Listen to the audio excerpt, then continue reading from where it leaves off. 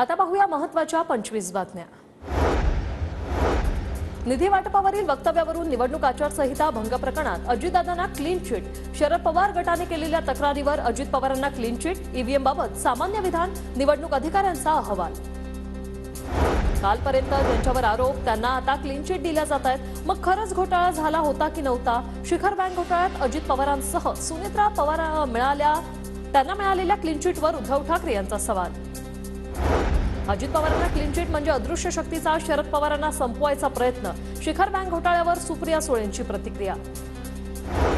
जे नेत्यांच्याच पसंतीचे नाही तर जनतेच्या पसंतीचे कसे होणार असं म्हणत आढळराव पाटील डमी उमेदवार असल्याची कोल्हेंची टीका।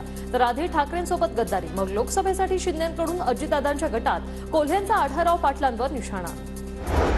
डमी उमेदवारावरून अमोल कोल्हे आणि शिवाजी आढळराव पाटलांमध्ये चांगलीच जुंपली।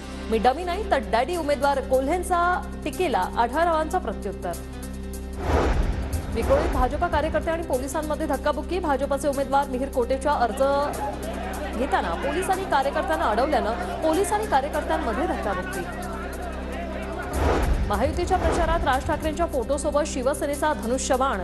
दक्षिण मध्य मुंबईचे उमेदवार राहुल शेवाळेंच्या प्रचारासाठी मनसे मैदानात। सोलापुरातील अभिजित पाटलांच्या विठ्ठल सहकारी साखर कारखान्याचे 3 गोडाऊन सील। कारखान्यावर 435 कोटींचं कर्ज असल्याने दि महाराष्ट्र स्टेट ऑफ कोऑपरेटिव्ह बँकेची कारवाई। रोहित पाटलांच्या फेसबुक पेजवरून आक्षेपार्ह पोस्ट व्हायरल। निवडणुकीच्या काळात विरोधी पक्षातील लोकांचे खाते हॅक होत असल्याचा रोहित पाटलांचा आरोप। कल्याण लोकसभेच्या उमेदवार वैशाली दरेकरांना उद्धव ठाकरेंनी एबी फॉर्म दिला। 30 तारखेला वैशाली दरेकर उमेदवारी अर्ज दाखल करतील। अहमदनगर दक्षिण लोकसभा निवडणुकीत 2 निलेश लंके अपक्ष उमेदवार निलेश साहेबराव लंकेंकडून अर्ज भरण्याच्या शेवटच्या दिवशी अर्ज दाखल। सुजय विखेंनी डमी उमेदवार दिल्याचा महाविकास आघाडीतील पदाधिकाऱ्यांचा आरोप। नांदेडच्या रामतीर्थ मतदान केंद्रावरील ईव्हीएम मशीन कुऱ्हाडीने फोडलं। ईव्हीएम मशीन फोडणाऱ्या तरुणाला पोलिसांनी तात्काळ ताब्यात घेतले।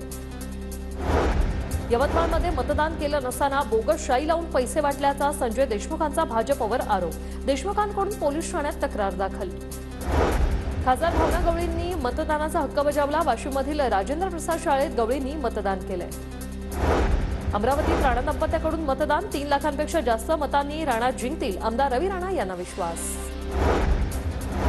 अमरावतीत बच्चू कडू यांच्या पत्नी नैनाकडून सहमतदान। प्रहारचे दिनेश बुब लोकसभा जिंकणार, कडू दाम्पत्यांना खात्री। अमरावतीतील मोजरी येथे आमदार यशोमती ठाकूर यांचं मतदान। मवियाचा उमेदवार मोठ्या मताधिक्याने निवडून येणार, यशोमती ठाकूर यांच्याकडून विश्वास व्यक्त। अमरावतीचे मवियाचे उमेदवार बळवंत वानखेडेंचं लेहगाव येथे मतदान। निवडणूक एकतर्फी होईल, 2 लाखांच्या मताधिक्याने निवडून येणार, वानखेडेंकडून विश्वास व्यक्त। परभणी लोकसभा मतदारसंघातील बोरी गंधारी येथे जरांगेंचं मतदान। जो सगळे सोयरे आरक्षणाच्या बाजूने त्याला मतदान, जरांगेंचं मतदारांना आवाहन। सांगलीत प्रचारादरम्यान मवियाचे उमेदवार चंद्रहार पाटील आणि अपक्ष उमेदवार विशाल पाटलांची भेट। दोन्ही उमेदवारांकडून शहरातील बापटमाळा परिसरात मतदारांशी संवाद।